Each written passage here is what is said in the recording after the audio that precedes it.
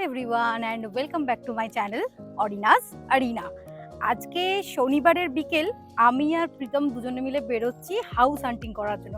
মানে আবুধাবিতে আমরা নতুন ঘর খোঁজার জন্য বেরোচ্ছি। আসলে এই মাস থেকে আমাদের এখানকার রুমের এগ্রিমেন্ট শেষ হয়ে যাচ্ছে, তো সেজন্যই আমরা ভাবছি সেটাকে আর রিনিউ করাবো না, নতুন কোথাও একটা শিফট করে যাব। তো সেজন্যই আমরা বেরোচ্ছি আবুধাবিতে, দেখি কোথায় কি ঘর পাওয়া যায়।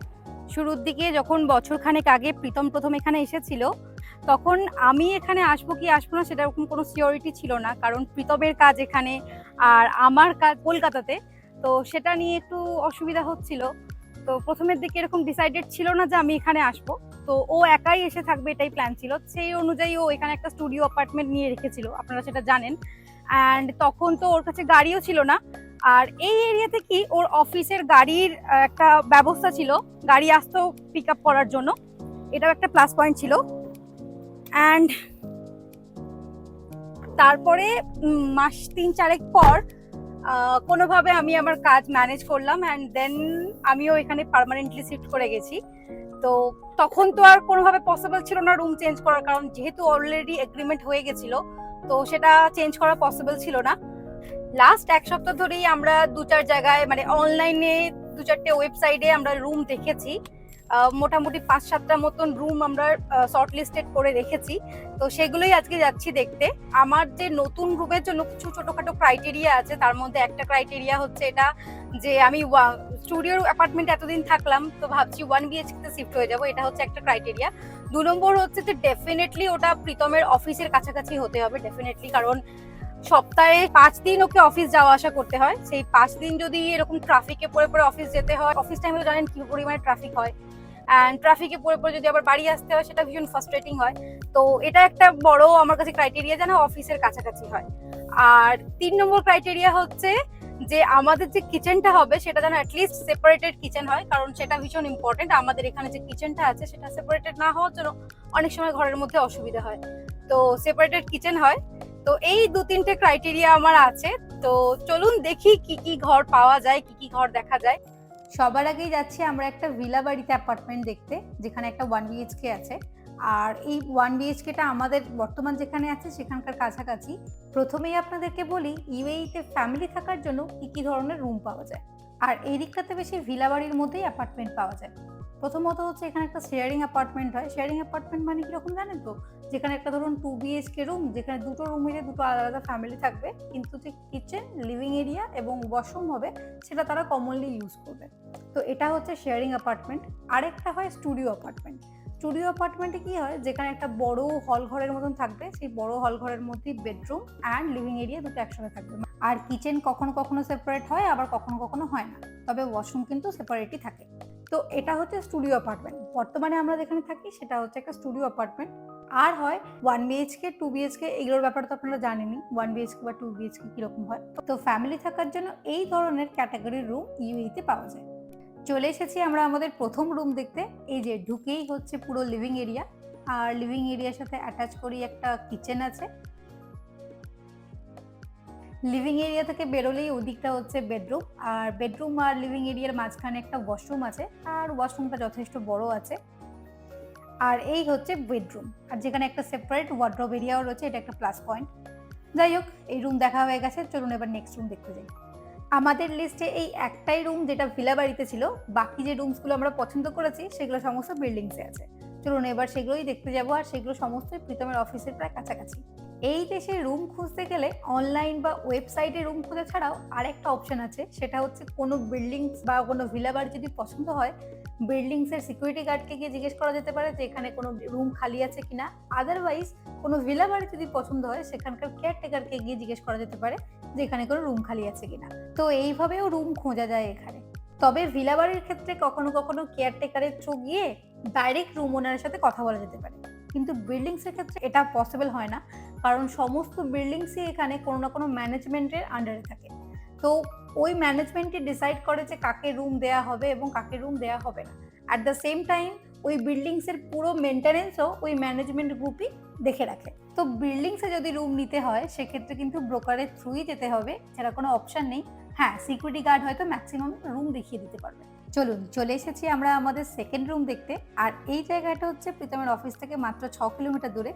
আর রুমের ভেতরে ঢুকেই বাম দিকে হচ্ছে একটা ছোট্ট গেস্ট ওয়াশরুম, আর সোজা হচ্ছে লিভিং এরিয়া যেখানে একটা বড় উইন্ডো আছে।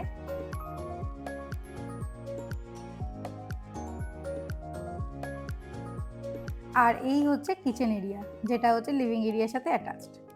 তবে কিচেনের মধ্যে কিন্তু সমস্ত রকম ফার্নিচার আর পুরো ক্যাবিনেটস লাগানো আছে। ফ্রিজ, ওয়াশিং মেশিন, ওভেন সমস্ত কিছু এখানে রেডি আছে। তো এইগুলো আমাদেরকে কিনতে হবে না যদি আমরা এখানে শিফট করি। আর এই হচ্ছে মাস্টার বেডরুম, যেখানেও একটা অ্যাটাচড ওয়াশরুম আছে।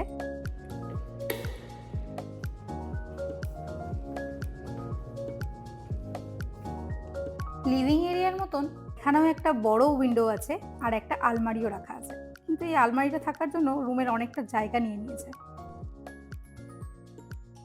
আর এই এরিয়াতে পুরো কনস্ট্রাকশনের কাজ চলছে, মানে প্রচুর ধুলো হবে, বাইরের কাঁচগুলোতে সেটা দেখাই যাচ্ছে।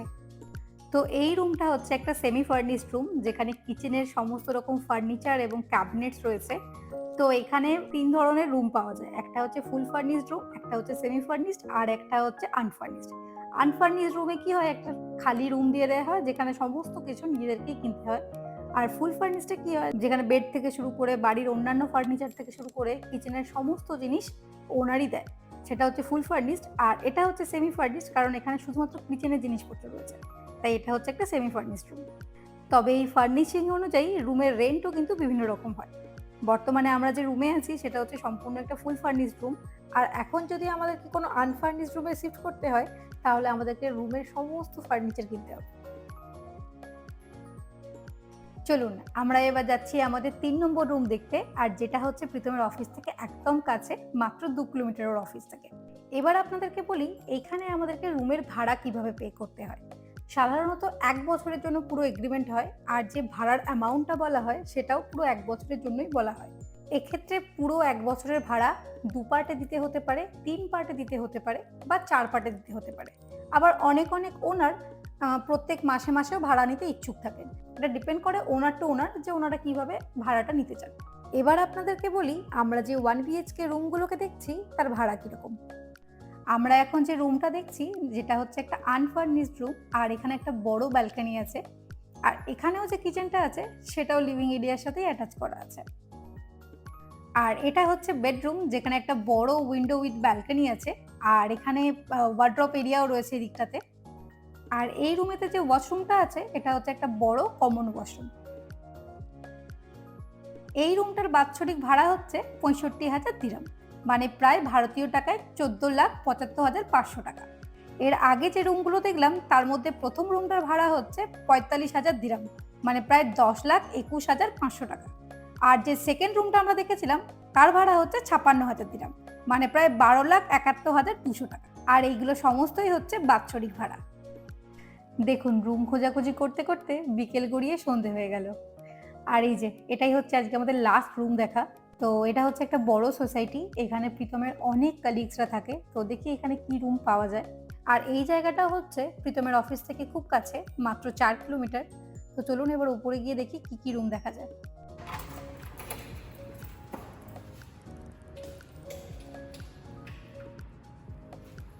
লাইট জ্বলছে না প্রীতম?